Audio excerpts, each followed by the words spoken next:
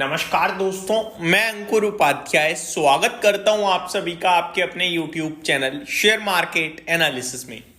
दोस्तों, कोटक महिंद्रा बैंक और RBL bank इनके रिजल्ट्स आने थे, आज आ चुके हैं। मैं इस वीडियो में आप सभी के साथ पर्टिकुलरली आरबीएल बैंक के नंबर शेयर करने जा रहा हूं। कोटक के हम दिन के दौरान और किसी वीडियो में शेयर करेंगे।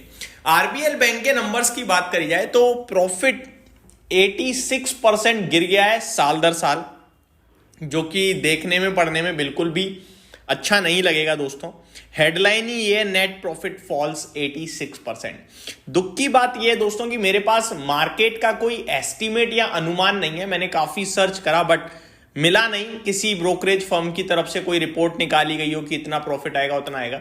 तो मैं आपके साथ नेट लेवल पे नंबर शेयर करूंगा। अब 86% अगर किसी भी कंपनी का प्रॉफिट टूटता है तो ऑब्वियस है वो खराब ही साउंड करेगा। तो आई थिंक ये नंबर्स खराब ही माने जाने चाहिए। आगे बढ़ते हैं दोस्तों।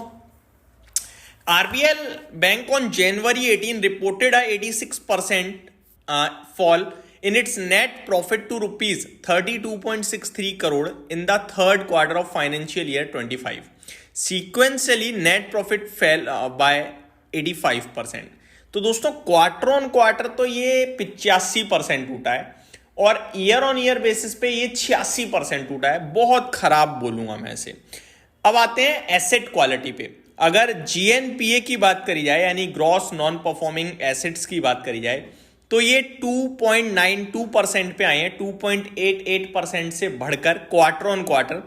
एंड अगर मैं एनएनपीए की बात करूं कंपेयर टू एंड अगर हम इसको क्वार्टर ऑन क्वार्टर कंपेयर करेंगे तो 3.12% के सामने 2.92% आए, 3.12% के सामने। वहीं अगर हम बात करेंगे क्वार्टर ऑन क्वार्टर तो ये बढ़ गए हैं आपके। आगे देखा जाए दोस्तों तो net NPA ratio was 0.53% as on दिसंबर 31 कंपेयर टू 0.79% एज ऑन सितंबर 30 and 0.8% as on last year दिसंबर क्वार्टर में। ठीक है जी, तो यहां पे आपके लिए नेट एनपीए रेशियो जो है वो कम हुआ है, ये अच्छी बात है। आगे बढ़ते हैं, एब्सोल्यूट टर्म्स में देखते हैं, परसेंटेज टर्म्स में देख लिया, फिगर्स में देखते हैं। तो जो ग्रॉस एनपीए है कंपनी बैंक का वो 2701 करोड़ पे आया है, यानी 2701 करोड़ का ग्रॉस एनपीए है। ये वो पैसा है जो बैंक के पास नहीं आया है। ठीक है, अगर हम इसको कंपेयर करें लास्ट क्वार्टर से यानी सितंबर से, तो सितंबर में ये अमाउंट 2581 करोड़ था, तो अभी थोड़ा सा बढ़ गया है, ये तो नेगेटिव बोलूंगा मैं। अगर हम लास्ट ईयर की बात करें तो ये 2551 करोड़ था, जो कि अभी 2700 करोड़ हो गया है। तो दोनों जगह ही बढ़त आई है, ये खराब है। ठीक है, आगे नेट एनपीए की बात करी जाए तो ये 481 करोड़ करंट क्वार्टर में है, लास्ट क्वार्टर में ये 697 करोड़ था। तो ये अच्छी बात है कि नेट एनपीए कंपनी का थोड़ा सा कम हुआ है। एंड अगर लास्ट ईयर की बात करें तो 635 करोड़ था, यहां भी अच्छी बात है। आगे देखते हैं दोस्तों और क्या क्या अपडेट आते हुए दिख रही है बैंक की तरफ से, वो देखते हैं। क्रेडिट कॉस्ट, आगे बढ़ता हूं, यहां पे net interest income NII net interest income for Q3 FY25 grew 3% year on year 1585 crore, 1585 crore का नेट इंटरेस्ट इनकम बैंक ने बनाया है। एनआईएम यानी नेट इंटरेस्ट मार्जिन होते हैं 4.9% के। अगर 9 महीने की बात करी जाए बैंक के तो एनआईआई और बैंक का लगभग 10% बढ़ा है और 4900 करोड़ हो गया, यानी 9 महीने में बैंक ने 4900 करोड़ का एनआईआई कलेक्ट किया है, नेट इंटरेस्ट इनकम हुई है। और इसके मार्जिन जो रहे हैं वो 5.19% के हैं। तो 9 महीने के हिसाब से अगर अभी रिसेंट क्वार्टर के दिख रहे हैं तो मार्जिन कम है 4.9% पे, तो ये भी थोड़ा सा मेरे को नेगेटिव ही लग रहा है।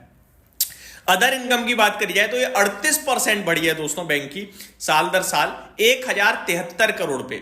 9 महीने की अदर इनकम 29% बढ़ के आई है 2806 करोड़। तो अदर इनकम में तो अच्छी जंप आ रही है दोस्तों।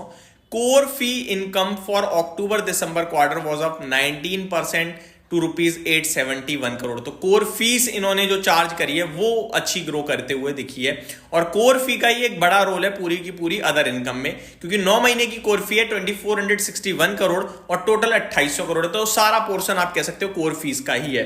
टोटल डिपॉजिट 15% बढ़े हैं और 1,07,000 करोड़ के डिपॉजिट हो गए हैं। कासा यानी करंट अकाउंट सेविंग अकाउंट 12% से साल दर साल बढ़ता हुआ दिखा है और 35,000 करोड़ पे पहुंच गया है।